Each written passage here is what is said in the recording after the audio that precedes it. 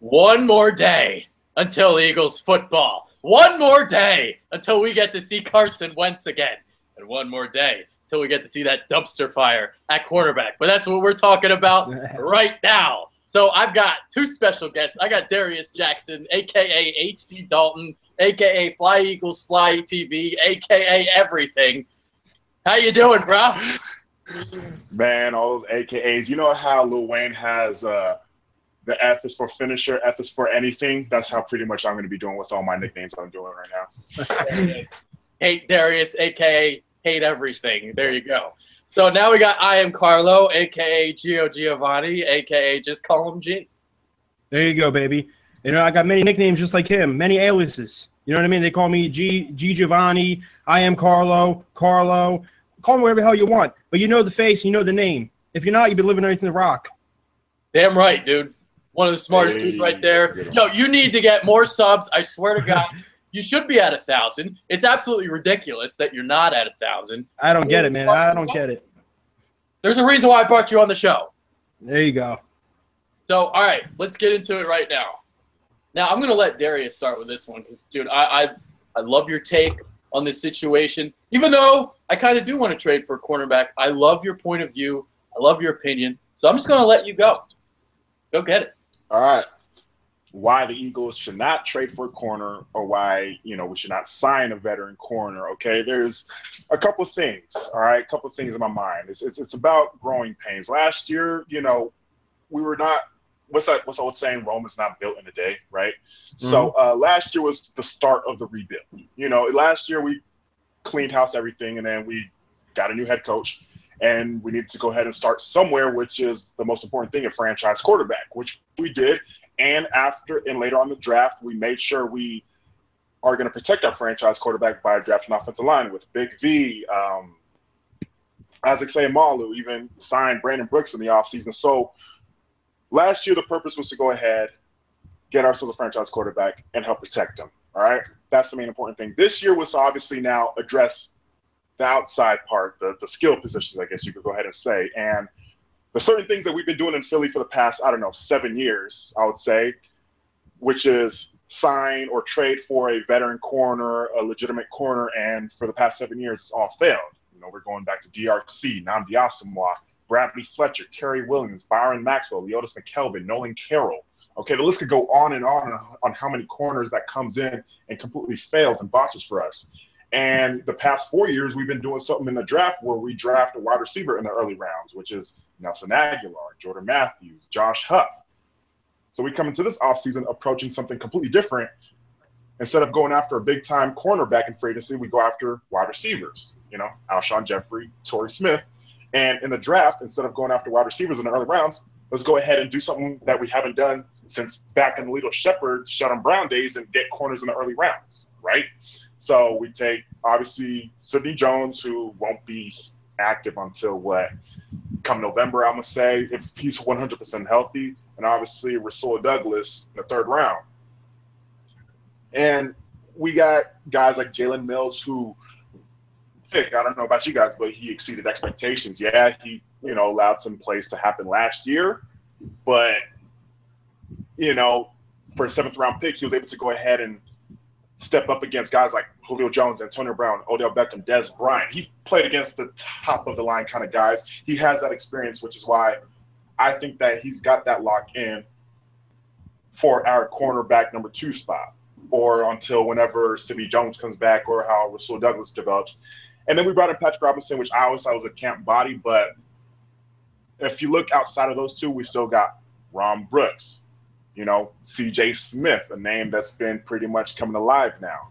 So we still got the young guys, and most importantly, we got the support around them, right? And this is where I always emphasize the support, okay? Many people just think, oh, if a corner, like if a quarterback just does bad against a team, it's because the secondary is always good. Look, we held the Atlanta Falcons and the Pittsburgh Steelers to 18 total points last year, and those are pretty much the top-of-the-line offenses last year. Okay?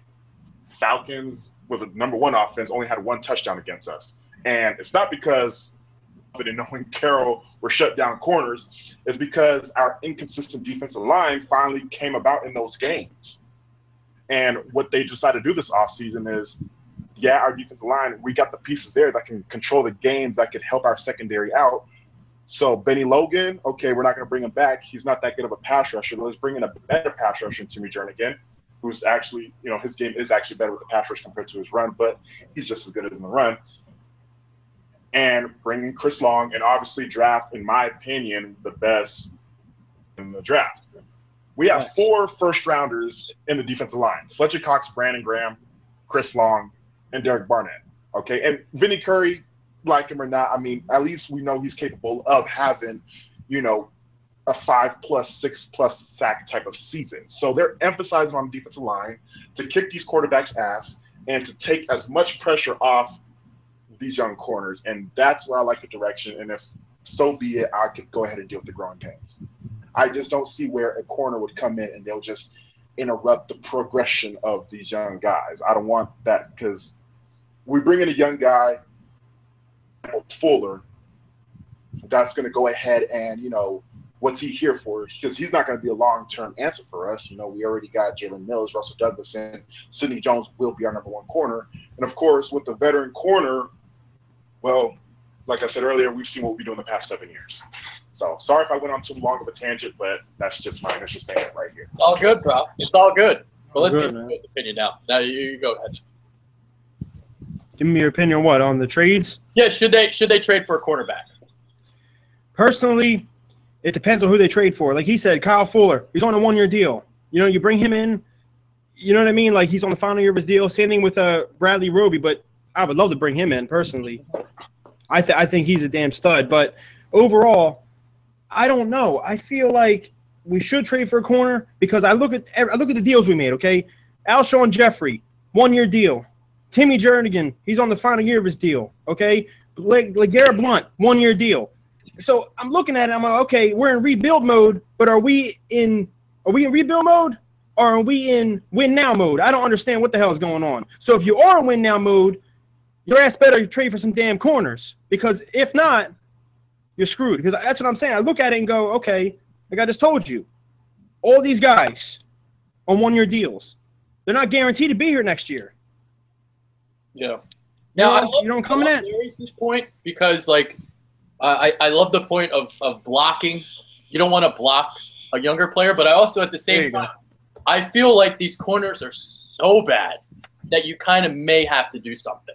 I don't want it to be like last year at wide receiver where you're trotting out Bryce Treggs during the midseason. You're trying to trot out all these nobodies because it's a dumpster fire. It's just revolving door.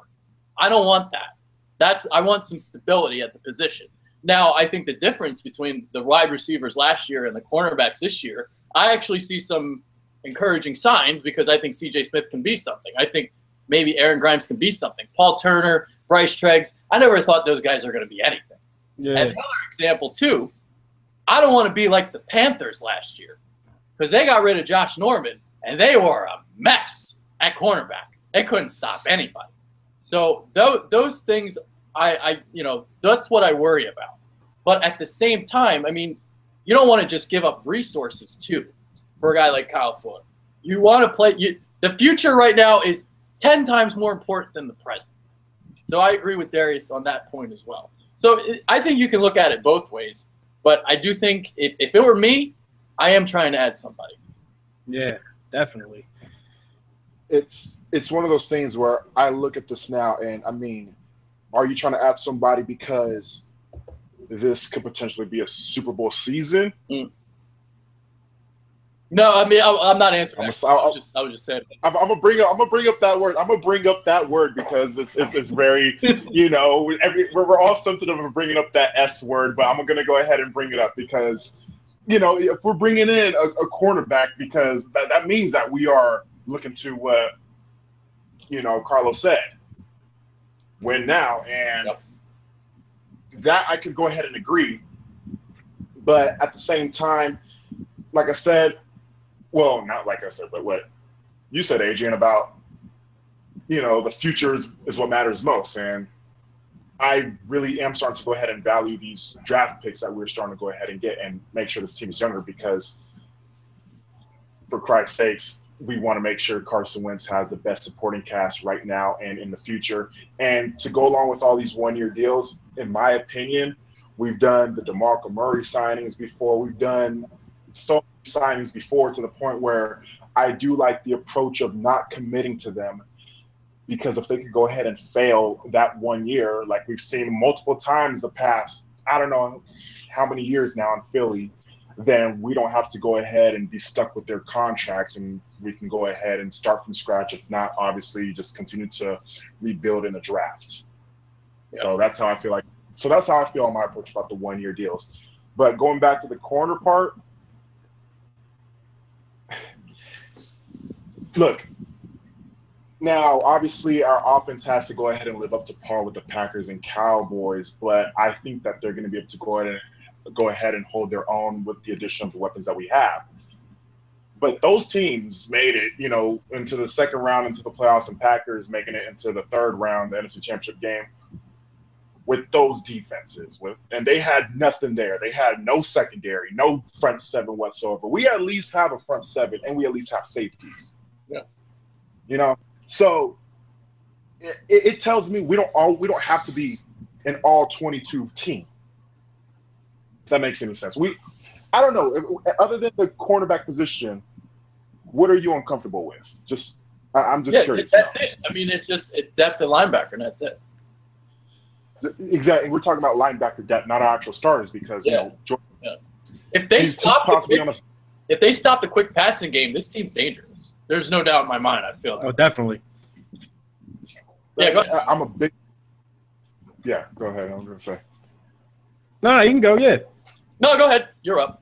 Oh, okay. No, I agree exactly with what Darius said. That, you know what I mean? Like how you don't have to be a complete team. There's no team in the whole NFL that's complete. You might have the best quarterback like Aaron Rodgers, but your defense might stink. You know what I mean?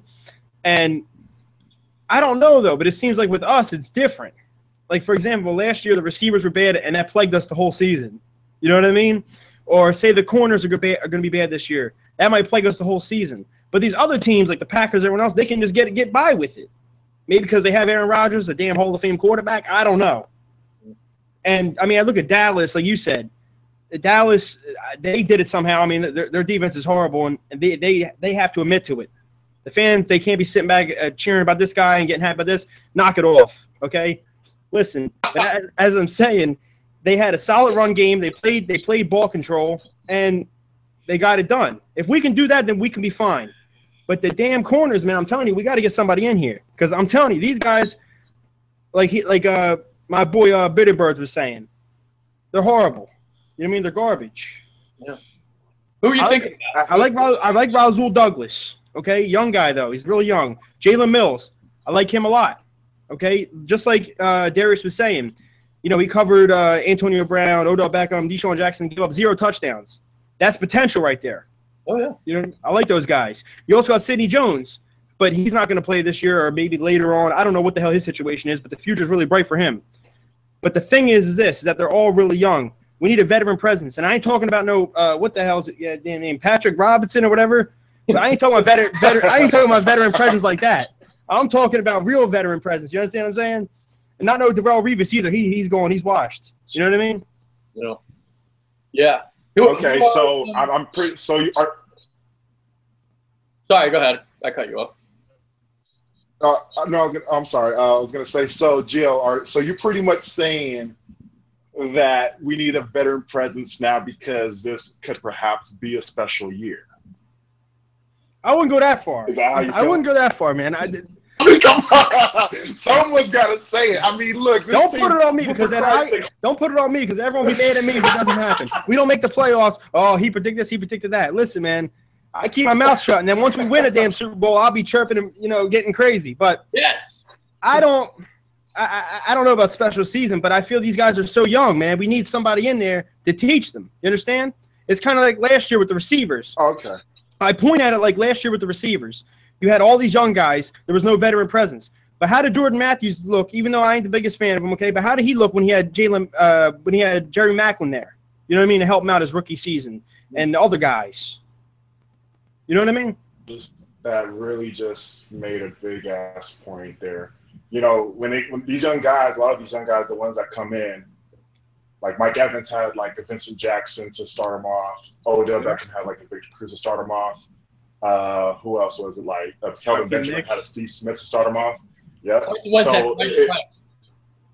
Yeah. Exactly. Exactly. But I mean, I understand when it comes to the mentor part, and especially out of all people, not Patrick Robinson to go ahead and mentor these guys. So I mean, yeah, you know, on that part, on what you're saying about them being a mentor to the young guys. There you go. I mean, hey, that makes sense right there. Okay. All right, I'll ask Gio this question. So, who are you looking at to trade for that potentially? I mean, Kyle Fuller, I would if the price is not too high. You know what I mean? People talk about giving up Jordan Matthews for him. Yeah, I'm not doing all that. Yeah. If people are going this far, that far. The highest I'll give is a 4th-round pick for him. Okay? Yeah. I think the kid has potential. Very young, but he has had a lot of injuries. But then I go back to what I said. We already have a bunch of young corners. You're bringing another one in here? You know what I mean? So, I don't know him. But if you're going to go for any young corner that I will allow, it would be Bradley Roby. I would take him in a damn heartbeat. Give up anybody. You understand me? He's a damn beast. Those 2 targets. There's another guy I'm hearing a lot about, Jimmy Smith off the Ravens. Yeah. I don't know if there's any way of getting him. Because I don't know who to – I mean, they did draft – didn't they draft that kid from Alabama? Yep, they did. Yeah, so they could be looking to ship him. I would like to get him too, but those are the names. And then you mentioned Newman before the show started. Yeah. That's another name. That's a veteran presence, and he had a solid year last year. It wasn't too bad. Yeah, he's like 57 years old now, but if you want a veteran – yeah, he was amazing. He was doing solid. I couldn't believe it. Yeah. I would take him. I wrote down a bunch of names. Not all these I agree with, but these are all realistic options. No Marcus Peters on here. No Richard Sherman, guys. Sorry. All right, so Kyle Fuller, we obviously know about that. Bradley Roby, I agree, and I also believe Denver picked up his option for a 5th year, so we would actually have him for 2 years if they traded for him. That'd be good. I believe they need an inside linebacker. If you guys know who Todd Davis is, that's their inside linebacker as a starter. So, maybe we can throw in Kendricks and I don't know, just spitballing some ideas. But Bradley Roby, I think, would be a great get. Now, would he be like the Byron Maxwell situation because he's got a lot of great talent around him? We shall see. My bad. Well, I guess you can answer that once. We did make 2 trades with the Broncos too, so we have a relationship with them, if you want to call it that. We did send Mark Sanchez down there, and now we sent Ellen Barber this year. Yeah. Okay, so we have a somewhat connection with them. We could make something happen with Kendricks and a pick or 2. Yeah. All right, we got the Tremaine Brock. I guess we could talk about that next. Tony Lippett and Bobby McCain. These are a pair of corners in Miami. Miami's got like a bunch of average guys. Maybe they would send somebody here. These guys aren't going to be difference makers, but, average cornerback. I know people have been saying Jalen Collins. I'm not a big Jalen Collins guy. Ross Cockrell's name's been brought up. I wouldn't mind that. Justin Bethel from Arizona, because they got Marcus Williams listed as a starter there. Jimmy Smith, I like that one. And I also wrote down Sean Smith, but he's got a bigger contract, so I don't know if that would be possible. But I know they're not very high on him right now in Oakland. So out of all the names I just mentioned, I mean, there's only really Roby I'm interested in, and maybe one of the kids from Miami, because you probably would only have to give up a 7th for him. I don't want to give up something crazy for a corner. I want to keep these. Yeah, no, I hear you on keeping the picks. For me, I'm really cheap if it comes to a trade. For me, I'm gonna have to go on the cheap way. And I mean, Howie has been able to go ahead and pull off some stuff. Oh yeah. Pull a rabbit out of the hat. So I won't be surprised if he's able to do it on a deal where I'm like, okay, you know what? I have no choice but to accept it because, I mean, every time we get a quality corner and we gave up pretty much close to nothing for it. Like Jimmy Smith was brought up. I don't know the price would be. I feel like Jimmy Smith. I don't know if we have the money. I don't know if we can swing it money wise.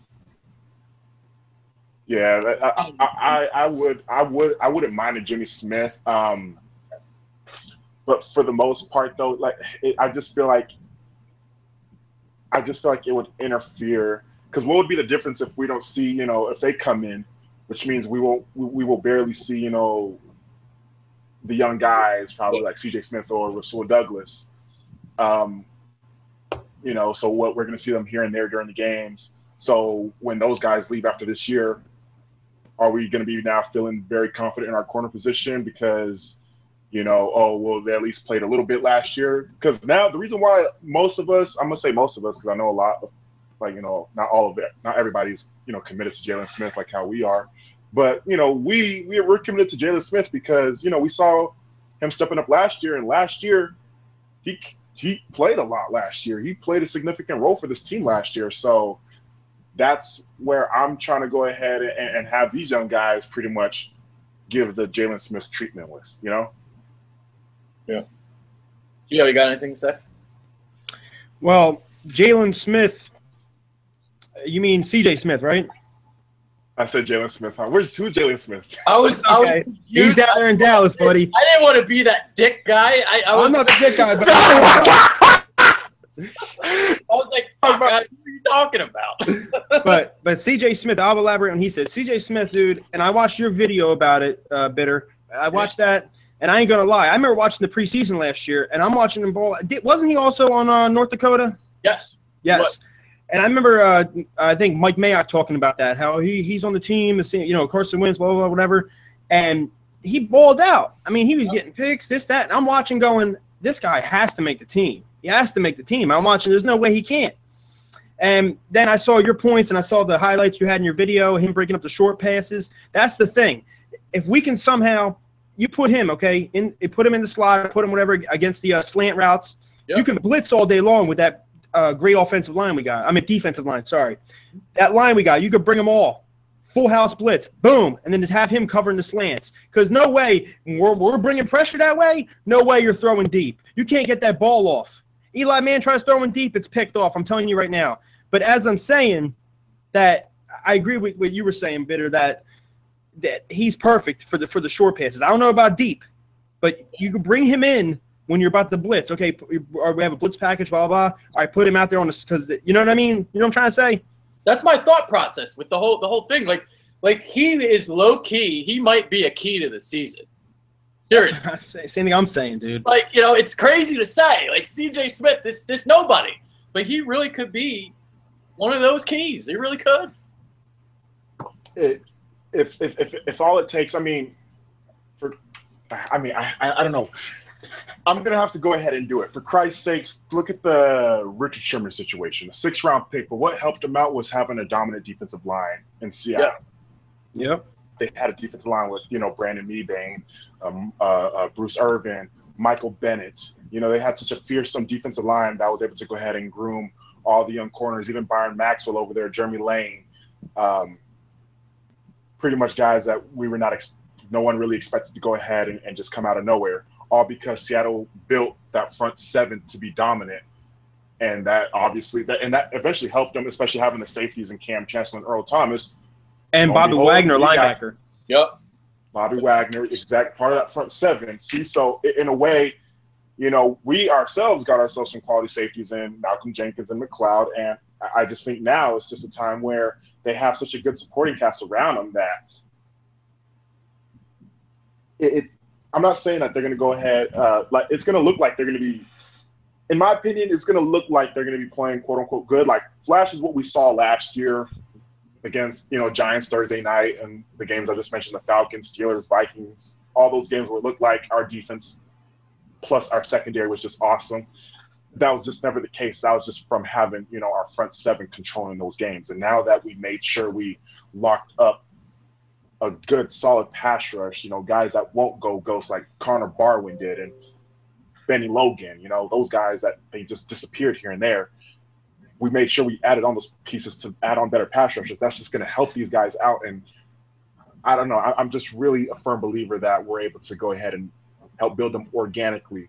I want to try to compare it to earlier in the 2000s with, Sheldon Brown and Lito, but unfortunately, we don't have a Bobby Taylor and Troy Vincent to go ahead and, step in front of them and, like, so that's how, that helped them out though. Don't get me wrong. But having a Hugh Douglas at the defensive line, Corey Simon, first there, it's, you start seeing a formula on what makes a successful secondary. Yeah. That's just how I feel about it. Yep. Got anything, Seth? Basically, he said the same thing I was saying, that, we have the line, we have the guys. I feel great about the linebacker position. I feel great about the outside linebackers. I feel great about the defensive line. But the corners and the safeties too, like the safeties. There's one thing I want to touch on, though. We pick up a Corey Graham, right, safety? Yeah. And they said he's safety / corner, okay? Cool. I want him at corner. I heard some idiots saying that, well, how about we put him at safety and have Malcolm Jenkins play slot corner? Now, look, Malcolm Jenkins is my boy, but that's one of the worst things. I don't want to see that. I'm sorry. Malcolm Jenkins in the slot is the worst. You have to keep him at safety, man. I'm telling you right now. Yeah, people don't realize he's not good in the slot. I don't think people realize this. Yeah. Like whenever he's against somebody that's really quick, jittery, he cannot contain him. Cole Beasley, 2015. Beasley always lights him up. That's what I'm trying to say. And I'm like, dude, that's the worst possible position. Malcolm Jenkins is one of the best safeties in this league, whether he gets credit or not. You got to keep him out there as the safety. He got to, play the box, go out deep, make sure the corners are protected. But he can't be playing corner, dude. No. I'm cool with that. And we were at the practice. You seen that throw that Carson Wentz made that was perfect on right to Jordan Matthews? Was that the one over the middle, like triple coverage? Triple coverage. No. It was the one that was right to the back of the end zone, and Malcolm Jenkins was covering him. Oh, yeah. That right there watching it, I go, all right, I understand it was a perfect throw. You can't make a better throw than that. And, it's easy as hell to catch it. It's a body catch like that. Yep. But that right there told me, okay, he's having not trouble covering Jordan Matthews because he was on him. But if he can't stop right there, I mean, how is he going to stop someone else in the slot? Like a Cole Beasley, or say they put Odell Beckham out in the slot. I don't want him in the slot at all. He's a great safety. F the corner stuff. You know what I mean? Yeah, I'm with you. I was going to say, with part of the trade scenarios that you guys have put out there for some of these corners that you guys would want to get, and I know Michael Kendrick's names has been mentioned here and there. The thing about Michael Kendrick's, giving up Michael Kendrick's in a trade that would land us a corner, I feel like that would definitely now. You know how we talked about we were concerned about linebacker depth? I feel like now that it wouldn't put us in too much of a good spot unless if, Joe Walker and Nate Geary, which I'm looking forward to Nate Geary in preseason. I hope this guy becomes an absolute beast. But for some reason, giving up Kendricks in a trade, if we want to go ahead and try to bring in a corner, that I feel like that would also affect our linebacking position and depth as well. I hear what you're saying. It's already weak as it is. Yeah. They do play nickel 70% of the time. So, they basically only have two linebackers out there. Because Kendricks, I don't know how many percent it is, but, obviously he went way down on his snaps last year. But giving away Kendricks, I see what you're saying. Because, it makes sense. Good point. Look, I know this is not about corners, okay? But since you were just talking about the linebacking position, you don't want to give it to Kendricks. How do you feel about Joe Walker? Yeah, it's tough to tell because I need to see him play, but I've heard a lot of nice things about him. He did play. Didn't he play one or two preseason? I think he played the Tampa Bay game, right? Last year, the preseason game. Yeah, he may have. Yeah, he played well. He played well. I remember him had a couple stops and they tore his ACL, but I don't know. Yeah. Yeah, I mean, Gary, I like. The prospect of him, because rush 4, drop back 7. If he was a safety in college, he's already pretty good in coverage. So I like that dynamic. Because Kendricks, he's just not a fit for the scheme. Michael Kendricks is not. I don't think he's a bad football player. He's just a bad football player for the scheme. He's a blitzer. He's an A-gap blitzer. That's what you got to do with him. But this team doesn't blitz because they like to rush with 4. So he's fucked here in Philly. We saw that. You guys saw the little dance that they had in the locker room. He was just nodding his head. He didn't give a fuck. All right, so coming back to the corner spot then, let's say, in games where, a corner would need to go ahead and step up, who would it be against? And we've seen if our defensive line, steps up, because we've seen our defensive line. Hold on, let me go ahead and try to clarify this question for you. So, all right, we already know that. As much as I want them to go ahead and groom, I'm not going to be the one to say, I trust these corners. I don't trust them. I just want them to go ahead and just develop and do what they're doing. I know what your point is. I get your point. I don't know if others will. I hope they will because it's a smart point. Okay, and so I'm gonna keep going back to. Are you looking at this to be a big season just to go ahead and acquire a corner? And let's say if we acquire a corner like Fuller, Roby, a younger guy, are they only going to be here for 1 year just to go ahead and see how far we can go this year and then just be like, all right, you're done, whatever, we tried this year, now let's let these young guys groom? Or how's that going to work? Yeah, that's kind of the way I'm kind of seeing it. Is like you bring him in for a year, so then by next year you have Jones and Douglas basically as your starters. But like with a guy like Roby, Denver did pick up his fifth-year option, so you'd have him for 2 years if you traded for him. So yeah, that's an interesting dynamic too. I'm just trying. I'm looking for ways. I'm looking for ways to go ahead and try to convince myself into picking up a corner or trading for a corner. But I just all of a sudden if you got him for 2 years, like that is a precarious position to be in. Exactly, and like I said, we dealt with our growing pains last year with Carson Wentz having his rookie season, which he played in an average rookie. He played a typical rookie season. As much as people want to go ahead and overanalyze his rookie year and so many criticism on Carson Wentz on how he was last year, and in my opinion, I just saw a quarterback that's just going through dealing the normal typical rookie season. He was great for a rookie. He was great for a rookie. For a rookie, he was great. That's all I had to say. Because thank you. Because honestly, if you look at guys like Matthew Stafford's rookie year, he threw 20 interceptions, and I think he only played 10 games. Yeah. His rookie year, and he threw 20 interceptions. There's rookie seasons that's been far worse than Carson Wentz, and those guys end up being better quarterbacks. As a matter of fact, and here's a stat I love bringing up, not Brady's rookie season, but Brady's year of taking over, winning that Super Bowl, he had 18 total touchdowns and 14 interceptions, and that's exactly what Carson Wentz had. The hell? All you need is a supporting cast, and it takes you a long way, right? It does. And I think the Eagles decided to go ahead and do that. I think, they saw, okay, Carson Wentz can ball out. He was able to do enough with these guys. Imagine if these guys caught half the balls they dropped, how much we could go ahead and pull off some of these games that we ended up losing, and we might be in a better position than we were thinking that we are right now. And I mean, if our cornerback position, it could be bad. I don't want to say it's bad. I just want to say it's young, because I'm not going to call these guys bad yet until, it's 2 years later and they just still looking like trash cans, especially if they have not even played yet. Because you never know. What if they just look good? What if they just exceed expectations and they're getting that game experience? That game experience, they're looking better. So we bring in a corner and it's almost like, well, I mean, I guess for depth. Yeah. And it's funny because, see, this is the thing. Like I told you, I went to the practice, and I hear a lot about practice, how they're not looking good, this and that. But you also got to take this into consideration. In practice, don't get me wrong, they do pass rush, but they don't actually hit the quarterback or line. You understand me? In a real game, I think our pass rush would really help them. Because you look at some of the corner drills, they're one-on-one with the receiver. There's no pass rush coming at Wentz. He's just sitting there dropping back. The corners are all over the place. It's one-on-one drills. Or when they do the 11-on-11 or whatever the hell it is, the pass rush, they ain't hitting Wentz. You know what I mean? They're trying to get through the line, and once they get through, they stop them. But safety help either. That's what I'm trying to say. Yeah.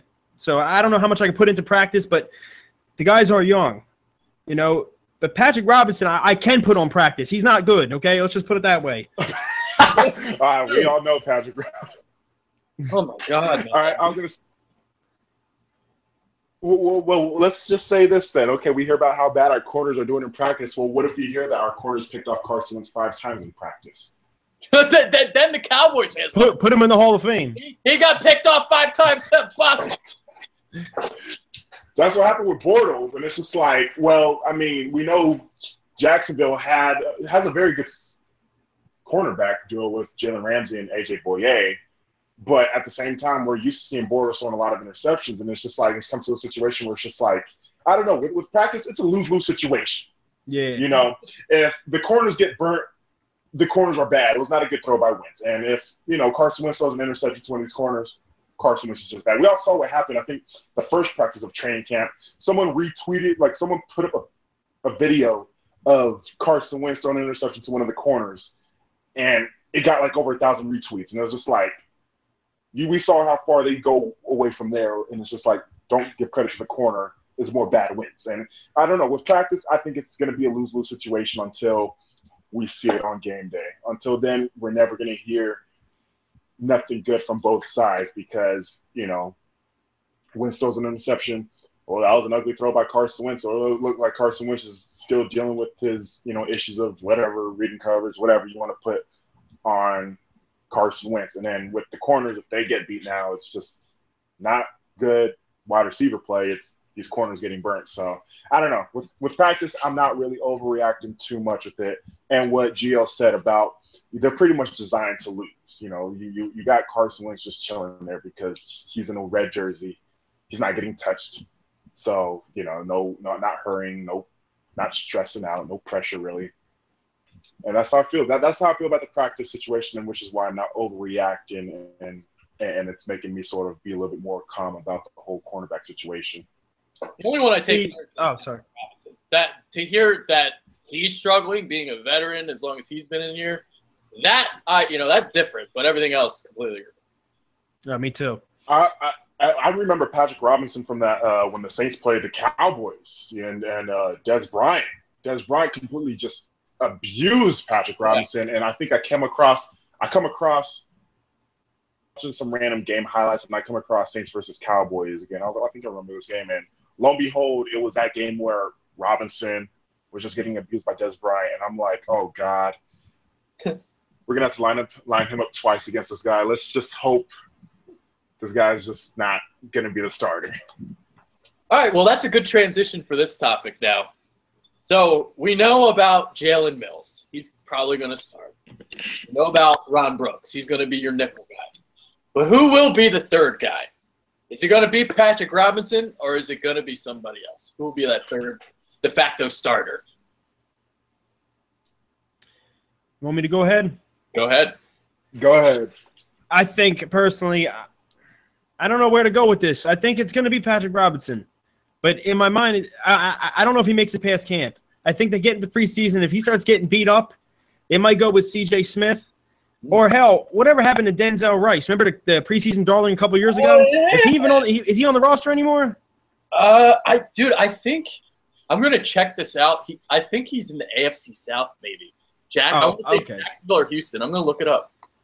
But there's no way – I don't see Patrick Robinson losing the job just because, we don't have that much depth at corner. But if C.J. Smith does ball out in this preseason, I think there is an opportunity for him to take his ass. I'm telling you right now.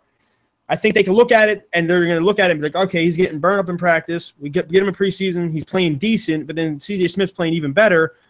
He might take his job. But as of right now, I think he stays with the team. But I don't know. Go ahead, Darius. I'll probably go with Rasul Douglas just because we've heard. I think his camp has sort of been a roller coaster ride, but he did start off, the whole OTAs. And I'm not the type to go ahead and overreact with OTAs, but you just, you want to just know about players developing. Started off, the offseason training on a good note, and then when it comes to camp, as expected from a rookie, he's going to go ahead and give up plays, but at the same time, he's stepped up as well. He has really, really good size, being at 6'2". So he could be the type to go ahead and, not that I prefer him to go ahead and man up against, the bigger receivers who are we going to be coming across, like Terrell Pryor. He's a pretty big receiver. We could use his height against him. Dez Bryant, and if he continues to go ahead and progress, he has been coming along better. He started off a little bit rocky, but now he's starting to climb back up now in training camp. And if we see these guys develop in preseason, particularly Douglas, ahead and earn that spot there, and then perhaps have him and Patrick Robinson in some certain situations switch out. I think Robinson, is he faster than Douglas? I would, because I don't think Douglas is on the fast side. He's more like, more physical. Physical. Yeah. Yeah. So I don't know. Maybe it's probably going to go ahead and match up on the scheme. Maybe it might not be a solid corner that we're going to be seeing. First all through 4 downs. Maybe if we match up against more sort of a speedster, we'll probably have Robinson on them, and then a bigger type of receiver like a Des Bryant. I don't know. We might see a little bit more Russell Douglas on him. So I don't know. I think they're going to go ahead and obviously try to approach this pretty much what we do with Jalen Mills. Because was it Nolan Carroll and Jalen Mills switching out, or was it Leotis McKelvin and Jalen Mills switching out? Actually, I think McKelvin was hurt for a few games, if I remember correctly. I think that's why he played. Yeah, he was hurt. Yeah. And then okay. So we started seeing Jalen Mills more once McKelvin's hamstring. Yeah, it was his hamstring that was trying to go ahead and get affected by it. So, I think it's probably going to go ahead and end up being a situation like that, not necessarily just due to injury, because even when McKelvin did come back, they still sort of switched it off, and I think it was just because of matchups. So I don't know. I can see where they're switching it off due to matchups, and you can see Douglas with the bigger guys and Robinson with the quicker guys. Yeah, it'll be interesting to see what they do. I mean, it does seem like they're leaning for Robinson week 1, which was just like it's scary. I mean, but the way it feels like with this guy, it's like he's either going to start or he's going to get cut. That's the way it kind of feels. I'm going to say this. I think they're going to start with him, but he's by no means going to be a starter by the end of the year. Somebody will emerge. I don't know who it's going to be. Maybe it's Rasul Douglas. Maybe it's C.J. Smith. I keep bringing up Smith. Douglas, we'll see, because he's making that transition from a 3-3-5 defense, like a little bit different defense he was in at West Virginia. So his learning curve is going to be a little bit steeper. And, there are some people that were voicing their concerns that he's AKA struggling and been inconsistent. It's okay, people. It's okay. These are the growing pains, as Darius liked to say earlier in the show. So, I'm going to go C.J. Smith. That'll be the guy. I'll just say he wins the job. Yeah. There it is. But before we get on to the next topic, so we brought in Corey Graham, like I said. What are we going to do with him? Like, is he just going to play safety and we're going to – like, what are we going to do? They say they're going to play him at safety, which just boggles my mind because they need cornerback help. If that happens, man, I don't know, dog. The only way I can see that. They bring him in. I thought he was going to play corner. I don't know. Yeah, that's what I thought. I mean, when I did my video on him, they signed safety. I put quotation marks around it. Yeah. You did. I did. I don't know.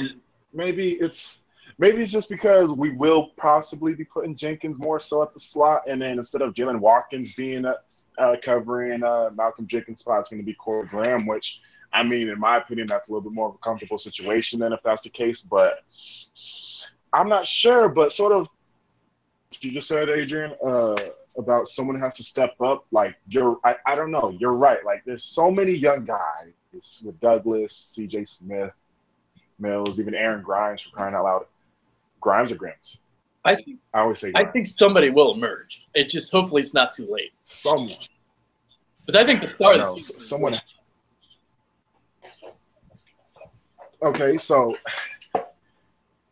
I don't know. So are you guys just avoiding the question then about me saying, I mean, the move at corner is because this season could be – is it just a question you guys just don't want to answer? I mean, come on. Like, there's only one reason This is a special season, damn it. Trade for him. Thank you.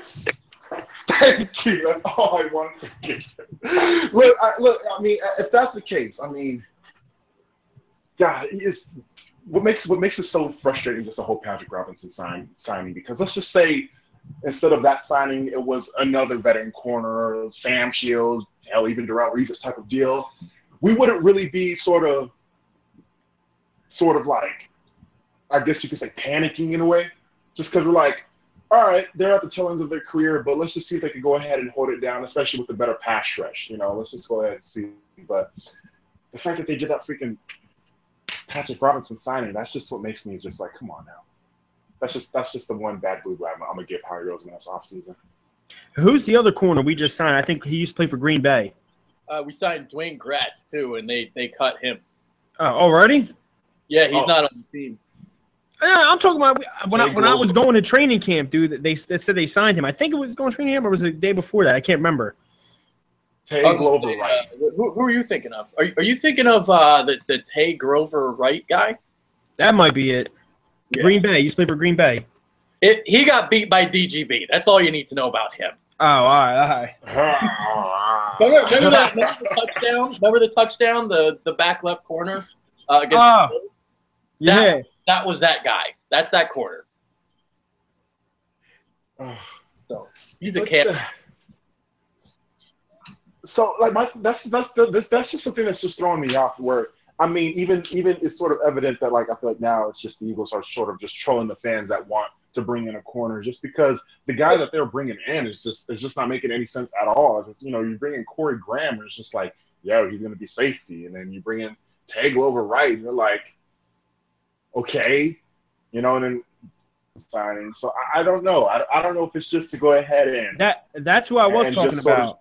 Tay Glover Wright. He's on the team anymore?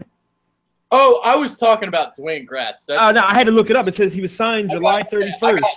I got who you were thinking of was not who I was thinking of. Oh, okay, yeah. He's still on the team, this guy? Yes. Okay. Gratz was a guy that Howie signed during the offseason. He's been cut already. Oh, shit. All right. Dwayne Gratz was – who was he on? He was on the Jaguars last season. Not any good, obviously. Clearly why he got cut. So, there we go. All right. I actually got – yeah, go ahead. No, go ahead. Go ahead. All I was going to say is I got no more topics on the agenda. We went through everything. I will elaborate on one thing, though. I will say this. I'm not going to say special season, okay? I'm not talking that S word. That's a curse word around me. You understand me? But listen, man. All the pieces are there. You know, you got the running back. You know, you got Blunt, big tank back in the backfield. You also got receiving Sproles. So Sproles is receiving back. You also got Pumphrey, Carson Wentz. You got the quarterback. You got the line protected now. And long as Lane Johnson don't take some more PEDs or shoot himself the ass with more roids, juiced up to the gills, we'll be fine. You know what I mean? But you got everything there. Everyone's there besides the corners. So I'm not going to say special season, but some deep playoff runs if you can get that situated. Sign Tremaine Brock. Do it. Man, I don't want to say it, man. I don't like saying that, but look, I'm not. I really think the Eagles are going to be really, really good this year, and I see that because of, and I sort of really went into detail about our opponents and our schedule, and it's a tough schedule we have, but we're catching every team at a really bad time. Like the teams that we're catching, like they're coming off of like the Broncos. We play the Broncos game, and they're coming into Philly, and that will be their third straight road game type of deal. Mm-hmm. You know what I mean? Like we're catching some teams at like a time where we're going to be like, they might not be 100% by the time they play us because they have a brutal schedule. So that's why I feel like we're going to capitalize off this season. I'm not saying it's a special season like that, which is why I just think that this is a season where we take that next step. But I think this is that season where you saw the transition. And I mean, I'm not saying history repeats itself, but it reminds me of I'm like, you know, where the Eagles went 5-11 the start of the McNabb Reed rookie year, and then they just out of nowhere went 11-5 the following year. You know, and I could see something like that. I could easily see something like that. You know, and it's just at this point now, we're just desperate to go ahead and just get back in that playoff picture. You know, it doesn't have to be a special season. Just let us play a game in January, and then we'll see how it goes. That's all I want, man. Not just play a game in January. I want to win in January. I want one win. It's been a long time. It's been since 2008, man. It's been a long time. Yeah. Dude, getting Carson Wentz a playoff game would be imperative for his development. Like, just huge. Definitely. I mean, if they make it to the playoffs this year, there's no doubt in my mind. If they make it again next year, they're winning some playoff games. Like, that's just going to happen. Now, I do think the first 6 games is hard. The first 6 games are hard, but if they can get through this stretch, if they go 3-3 or 4-2, I think they have a great shot at the playoffs. Now I'm a little bit more down on the Eagles than most people because maybe there's just something wrong with me. Because I got 8-8, but that's just my opinion. That's the same thing I had. I had 8-8, and at best 10-6 if everyone stays healthy and everything. If Carson Wentz plays up to potential. But that's I agree with you. Yeah, if Carson Wentz throws 35 touchdowns, they're making the playoffs and winning the division. Or if we can sneak out a couple wins, like say like we ain't beating the Raiders or whoever, but say like we somehow squeak like we did with the Patriots that one year. Say we squeak out a win, we squeak out a couple wins, or we sweep someone in the division, we can go 10-6. That's the way I look at it. Yeah. These first 6 games at Washington, at Kansas City, Giants at home, at LA Chargers, Arizona, at Carolina. The 2 games I look at right there, at Washington, at LA. If you can win both of those, I think that's key, especially the Washington game. And you already compared the 2000 season. You already kind of mentioned that team. That game, that season, first game of the year, the pickle juice game. It really set the tempo for the entire season. And we think about this Eagles team and the Redskins. We can't beat them right now. So on the road, at FedEx Field, week 1, send a statement, send shockwaves throughout the NFL. Carson Wentz sets an NFL record with 8 touchdown passes, and the Eagles are on their way to the Super Bowl. Oh, snap. Special season. Let's say this. Special season. Week 1, what if Alshon just out of nowhere just does a TO and just has 3 touchdowns his debut? How would you feel? That's what I want. That's what I want. I don't even care about 3 Ts. I want the first play, him to drop. I want Carson to drop back just like Donovan and toss that bitch 50 yards, boom, right down the field for a bomb. So awesome. Or Josh Norman. Yes. Josh Norman's going to get eaten alive. Dude, he's getting destroyed by Terrell Pryor every day in practice, dude. He's Josh getting Norman ripped is not up. good against physical receivers. That's his downfall. The Bleacher Report article.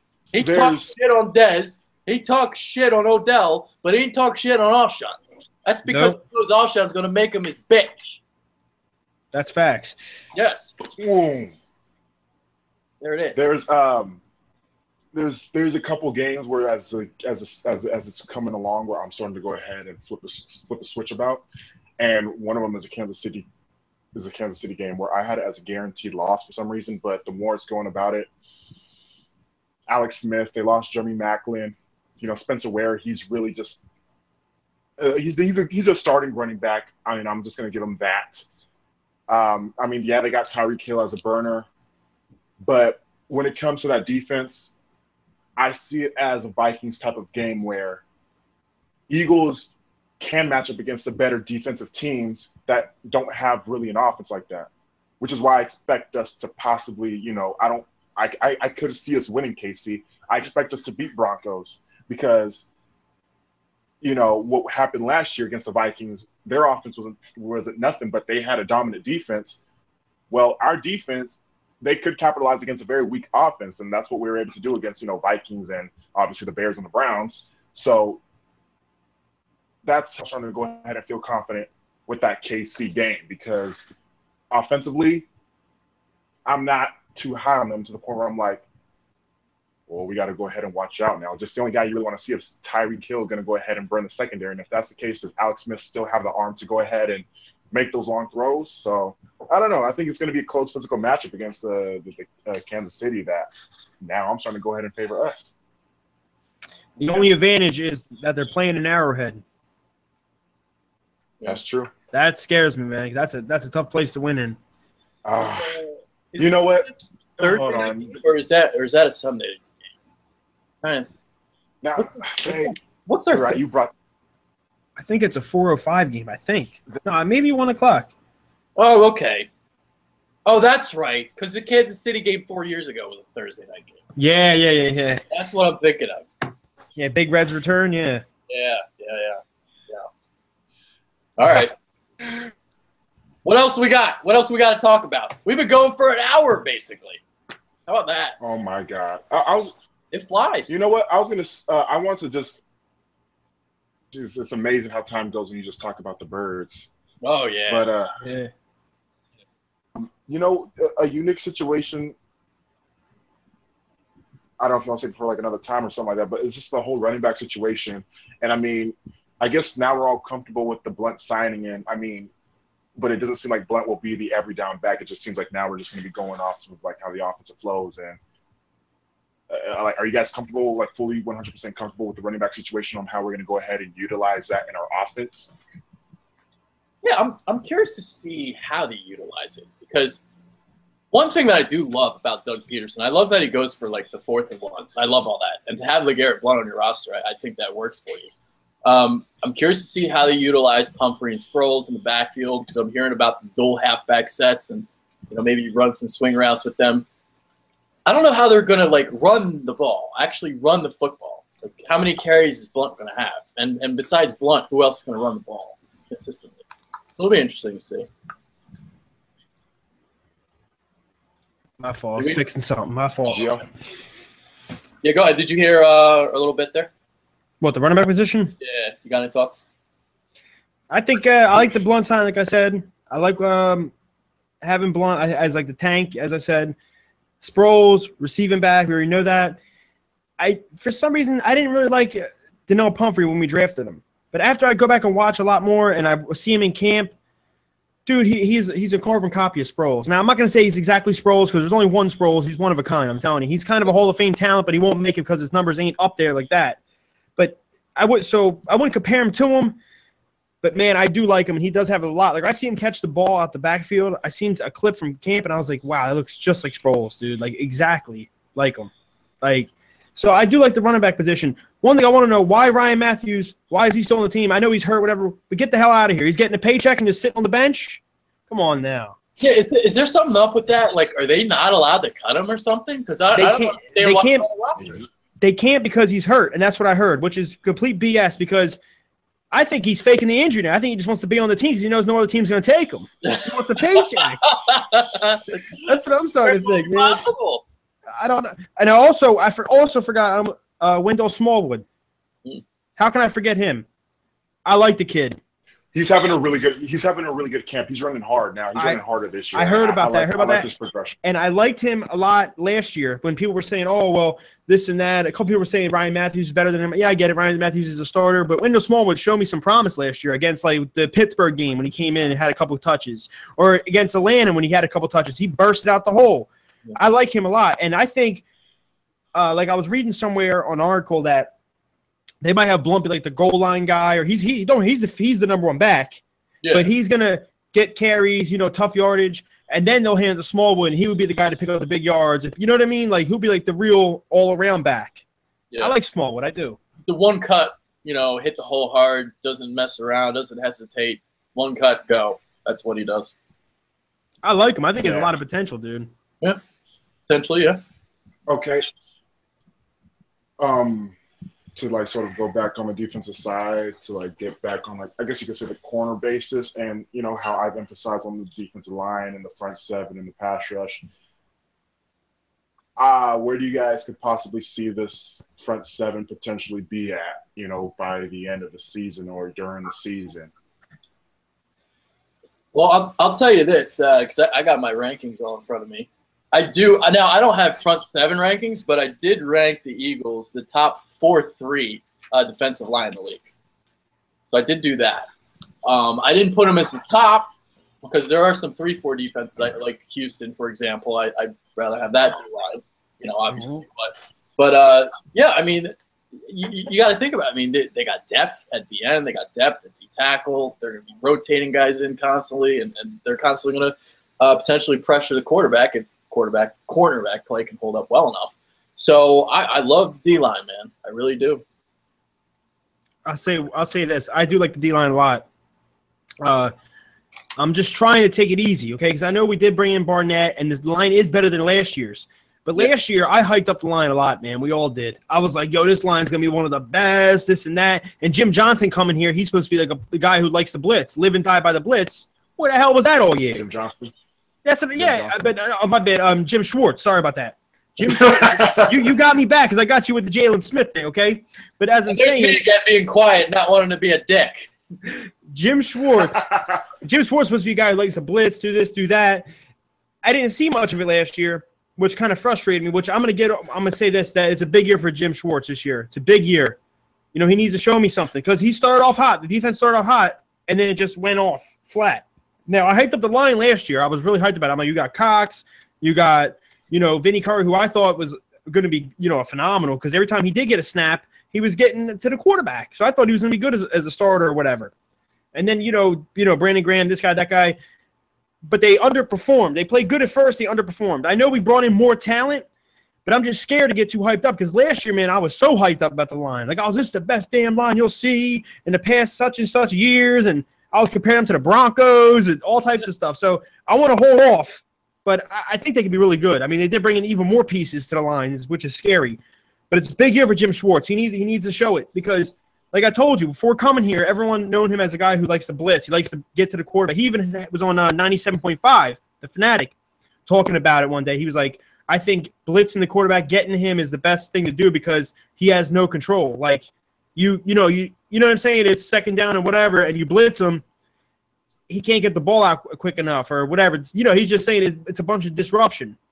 But later part of the season, he didn't even blitz. I was yelling and screaming at the TV. Where the hell's the blitzing at? You're rushing 3, you're rushing 4, and you got all the guys in the back, and then these guys standing there all day long. Pat, throw it down the field 15 yards. What the hell? You know what I mean? What happened to all that blitz and stuff I was hearing about? Here's what I'll say about, you know, the holding off on the Kool-Aid thing. So they really did start off hot, like first month of the season, and then going back to the quick passing game and offensive coordinators figuring out the defense. I think a lot of that had to do with it too. So you started off hot, like Pittsburgh, they just racked up the sacks. Even Minnesota, they racked up the sacks on Sam Bradford, and then really Green Bay. Once the Green Bay game happened, that's when it really went downhill. It was after that game in terms of getting pressure on that game. Yeah, that game. So that game and the Cincinnati game too, where they started coming back, but it was around the Green Bay game, like you said, they couldn't even get through. Cox couldn't get through. I mean, it was. I know Green Bay has a really good, pass protecting line, but the defense wasn't that good that game. And then the Seattle game, they started off hot a little bit, and then they just quit. They quit that game. Let's just be real. They started off real hot, and then what's his name? C.J. Prosise broke that big run, and it was just downhill from there. And then the Cincinnati game, they just were flat, if you remember. That stretch right there, I wasn't surprised. Like, we all thought that they should have beaten Cincinnati, but that was after a stretch of playing against like 5 playoff teams, which was the Giants and the Falcons and the Seahawks and the Packers, and then now we went through that 5-week stretch, and then we go into Cincinnati. So I was not surprised we laid an egg there. When you brought up on how we were looking all throughout by the time we played like Minnesota, like after like the Minnesota game, that Ron Brooks injury pretty much sort of made Ron Brooks injury was actually a big part of that defense because sputter. It was weird. Like I honestly, when he went down initially, I was bothered. I was like, oh man, it sucks to go ahead and lose him, but I didn't think that it would really affect our secondary like that to the point where they were starting to work the short passing game because they weren't doing it before. They were, I'm trying to think the games that we did lose. That's spot on. So it's about Brooks. It caught me completely off guard about that injury. Like the more the season was going, I'm like, what the hell's going on? And I mean, obviously, what we mentioned earlier, the disappearance of Barwin, he's more, he wasn't, he was starting to go ahead on the decline. And then we love Benny Logan. I mean, I love Benny Logan, but, he's well known for just stuffing the gap, not really getting to the face of quarterbacks. And now in the passing league and the way how our corners are set up, I could just agree now with the direction we're going with just pretty much getting pass rushers on all ends, defensive end and defensive tackle. But if Ron Brooks, I mean, if he contributes like he did last year,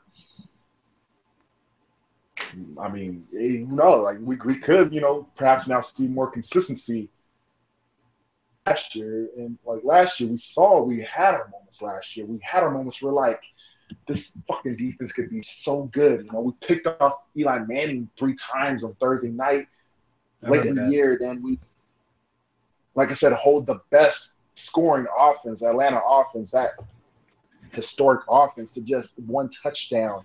Big Ben to just 3 points. Even the Cowboys, that offense, 13 points before that Wendell Smallwood fumble happened. Like, I was at that point before that fumble. We had the ball to start off the possession, 23-13, and I'm in my head, I'm like, this is going to be 30-13. We're going to blow these assholes out. I was at that point where I was thinking that because I was so, confident with the team.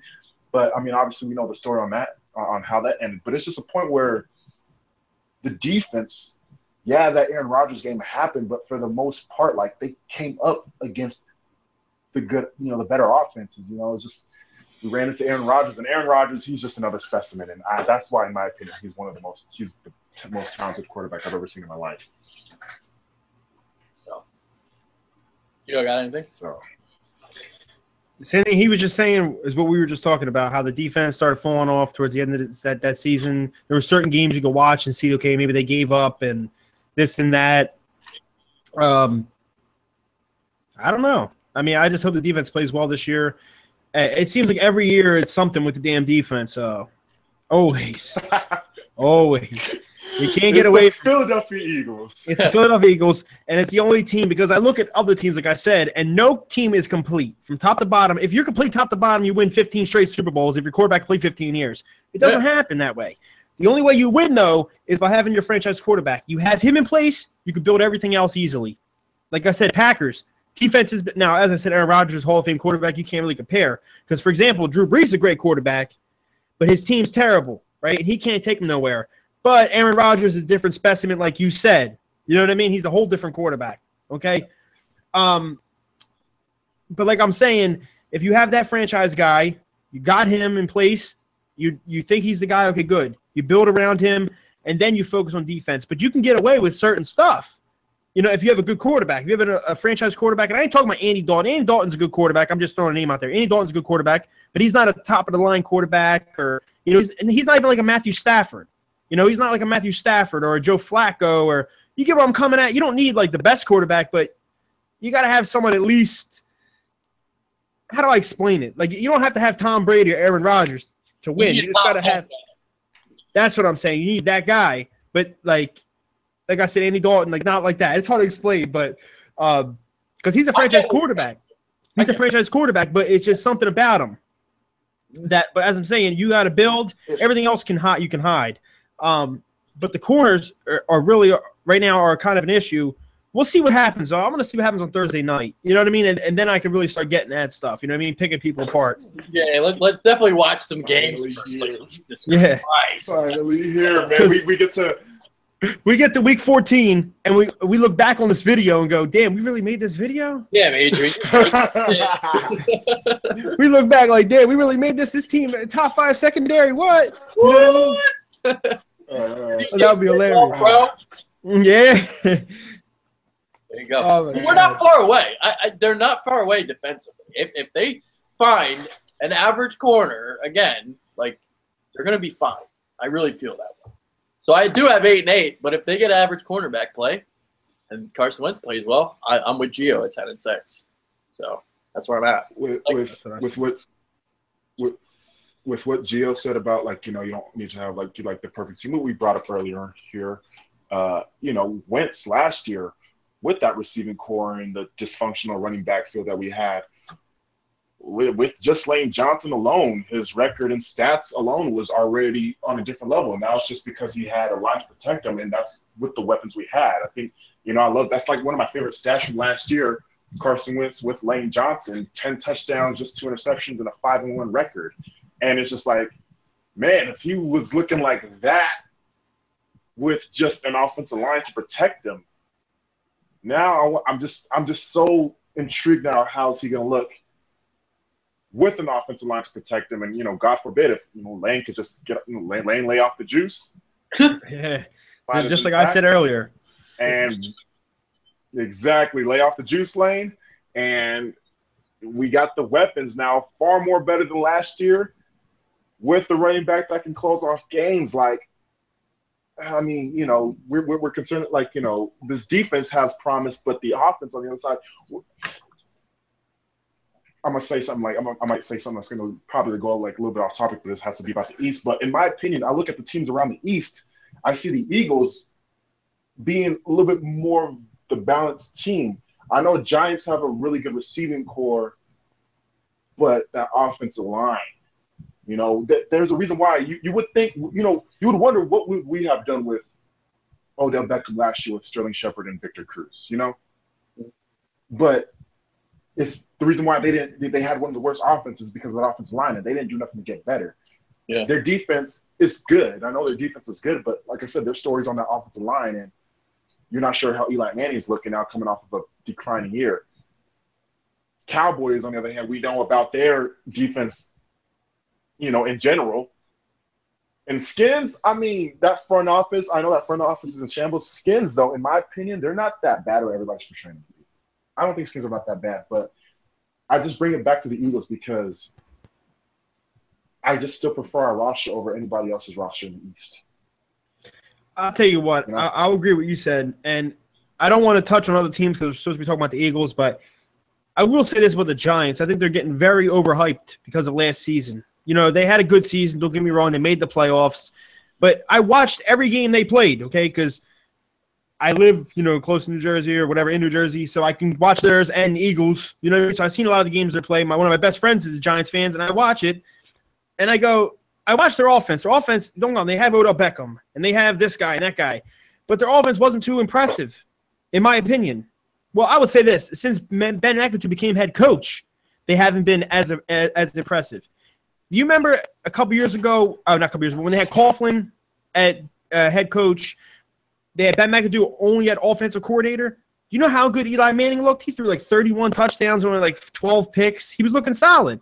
Yeah. You look at last year, they put Ben McAdoo a head coach. He has no right to be a head coach, okay? I'm telling you right now, this guy does not know what the hell. He's just deep over his head. Let me tell you something. And the offense was about terrible. To be the Eagles coach.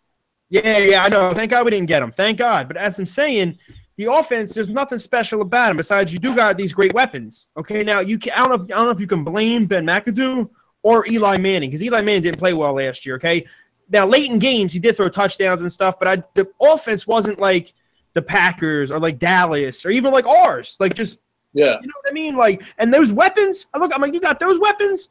Hell, if the Eagles had those weapons, Odell Beckham them last year, you know how much even better we would have been? So the Giants, in my opinion, are a little overhyped. I think their offensive line troubles are terrible. They got no run game, okay? I get they got the weapons, they got the receivers, they got Evan Ingram and this guy and this guy. And the defense is good. But there's one thing I will tell you this. We own the Giants. We beat them every year.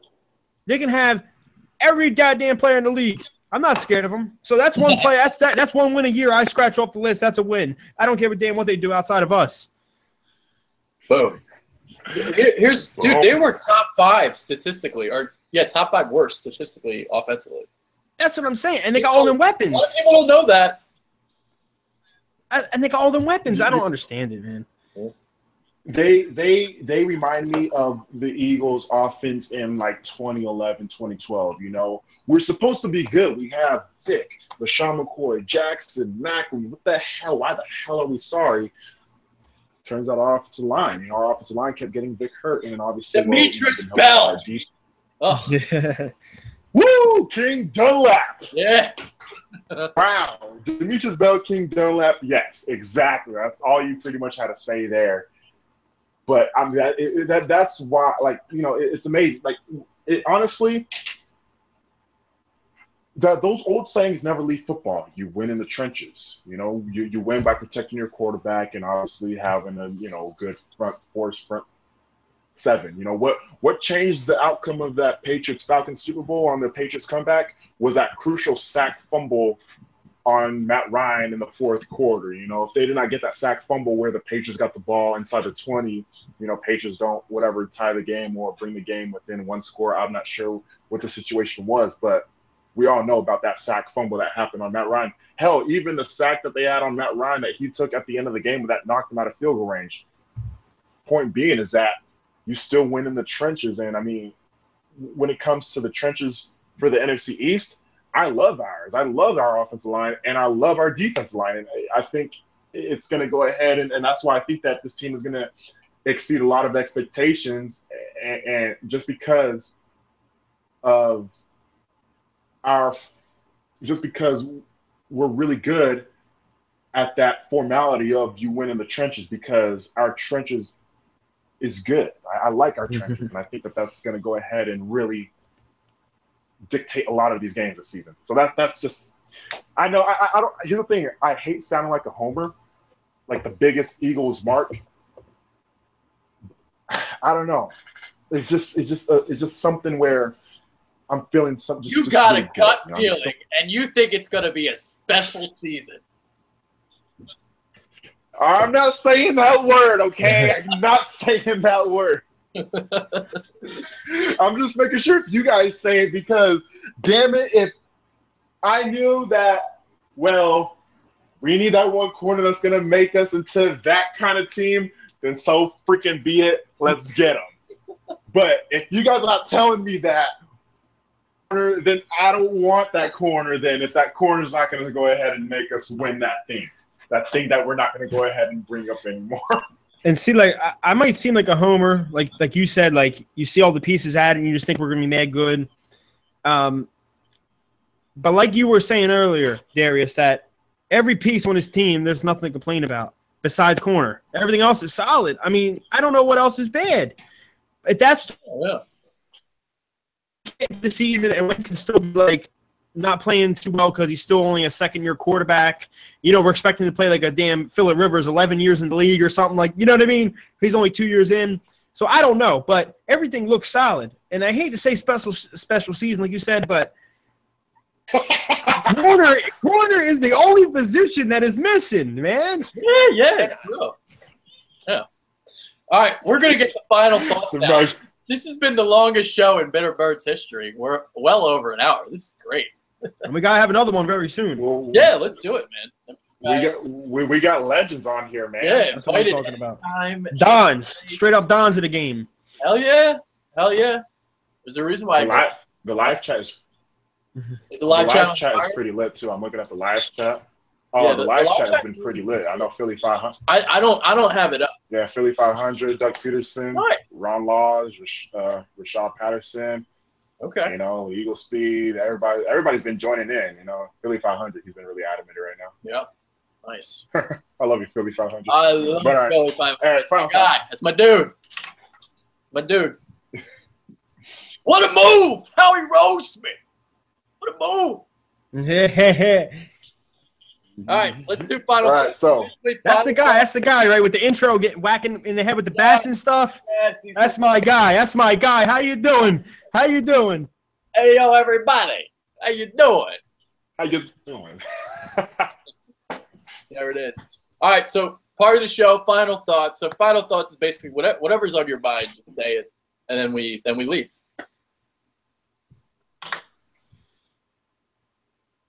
All right, I'm gonna go ahead and finish my final thought.